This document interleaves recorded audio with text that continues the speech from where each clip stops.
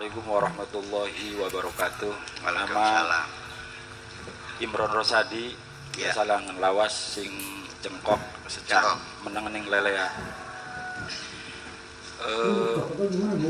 Yang saya ingin tanyakan ini tentang sesuatu yang viral di media sosial tentang tafsirnya Rocky Gerung. Tentang apa? Tafsirnya Rocky Gerung tentang Nyi Roro Kidul. Rocky Gerung. Oh, Rocky Gerung, Roro Kidul.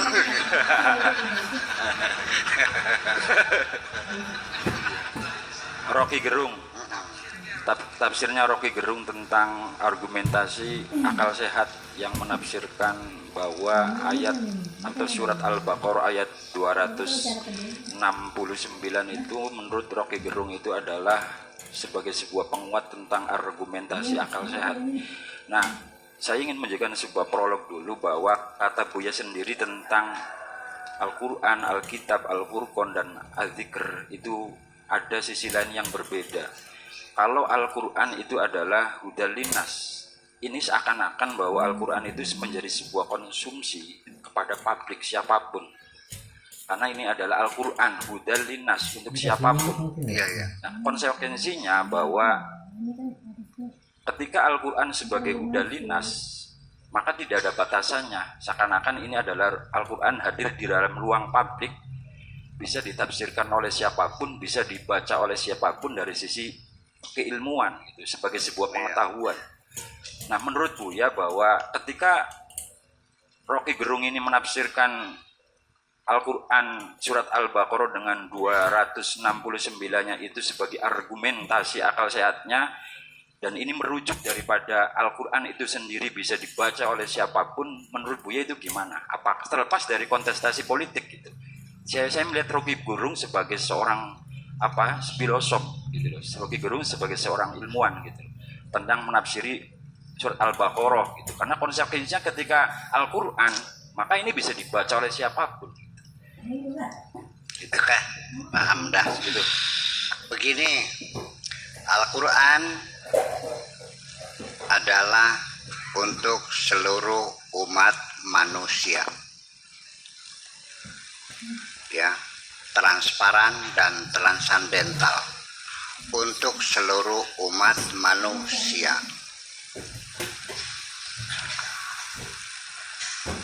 Boleh nggak non-muslim membaca Quran?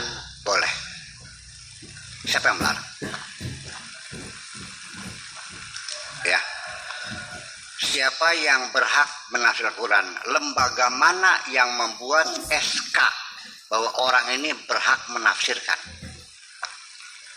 Dan SK melarang orang ini menafsirkan. Ada nggak lembaganya?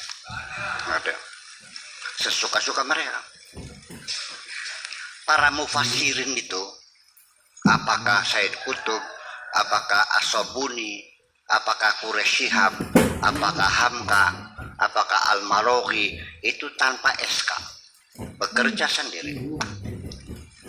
Dan Nabi Muhammad tidak pernah menafsirkan Al-Quran. Tidak ada tafsir Nabi. Nabi hanya menjawab kalau ada yang bertanya tentang lafaz ini maknanya apa, itu aja. Nah, ketika mereka menulis Al-Quran, terjadilah penafsiran itu berbeda-beda. Paham nggak? Berbeda-beda. Kenapa? Kalau orang ini ideologinya Mu'tazilah, maka penafsirannya versi Mu'tazilah. Kalau ini orangnya Syiah, maka penafsirannya versi. Kalau Ahli Sunnah wal Jamaah, dan seterusnya dan seterusnya. Al-Quran ditafsirkan pada zaman berbeda, hasilnya akan berbeda. Lalu di mana ada batasan orang tidak boleh menafsirkan? Iya kan? Itu persoalannya nanti adalah uji publik. Penafsirannya sah atau tidak itu nanti publik yang menilai. Betul nggak? yang menerima Imam Syafi'i sebagai mazhab itu tidak ada organisasi negara manapun yang memaksakan harus bermazhab Syafi'i. Ya kan? Artinya Imam Syafi'i acceptable untuk masyarakat tertentu. Indonesia, Malaysia, ya kan gitu. Tapi di Maroko tidak, dia memilih Maliki. Yang ini memiliki mazhab Hambali, dan terbagi semua itu secara berbeda-beda. Dan itu pun hasil kajian mereka tidak menjadi keputusan mengikat. Sifatnya normatif, ya sudah dia. Karena belum menjadi undang-undang.